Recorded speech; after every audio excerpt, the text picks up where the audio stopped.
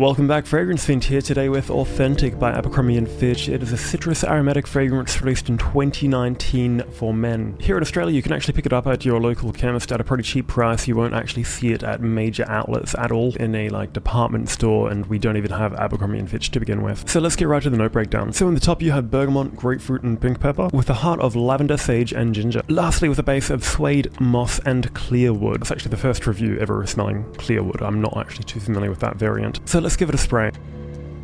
So the atomizer is pretty small, which makes it good for hitting multiple pulse points. What I mean by that is if you have a fragrance such as a Creed which has a really massive dispersion, you're wasting a lot of fragrance on minimal points, whereas you can kind of go bam, bam, bam, bam, bam, and so on without actually using too much while managing to hit all your main areas. Since I've mentioned Creed, a lot of people have actually compared it to Aventus, but I can assure you this is not quite the case. People also compare it to Mont Blanc Explorer, which I much prefer this. So in that opening you get a really invigorating, crisp, freshness. That bergamot and grapefruit really dominate and gives it almost a tiny bit of a sourness, which is really the main differentiation from Aventus, for example. Whereas with Aventus you get a massive kick of pineapple and it's a lot more smoothly blended. This isn't necessarily too screechy. You can have a lot of artificial fragrances which don't smell artificial, and this one is kind of on the teeterboard. But for the price I'm certainly not complaining. That pink pepper is barely there, but it gives it a tiny bit of a bite. Then once it begins to dry down, the ginger goes into overload, which has been a very common criticism from the general public. And I also have to personally agree to some extent. I don't mind the scent of ginger, but this is a little too gingery where it just kicks into overdrive a bit too much. Which I guess is why some people actually compare it to Aventus. When you mix that pineapple and that smoky birch, it doesn't stray too far from, I guess, the scent of ginger to some degree. But unfortunately the performance isn't necessarily the best, so you won't really be sticking around for that woody dry down.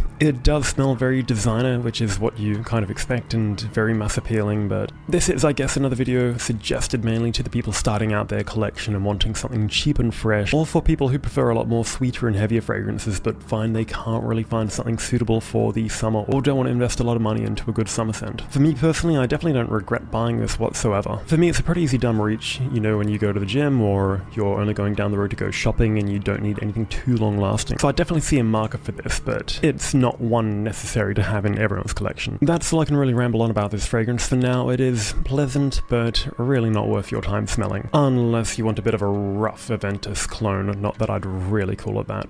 And since Club de Nuit is the talk of the town, which I do not like whatsoever, I'd wear this any day, or pay twice as much not to wear Club de Nuit. But anyway, that's a very short video for today, but I'm going to wrap it up here and I'll see you next time.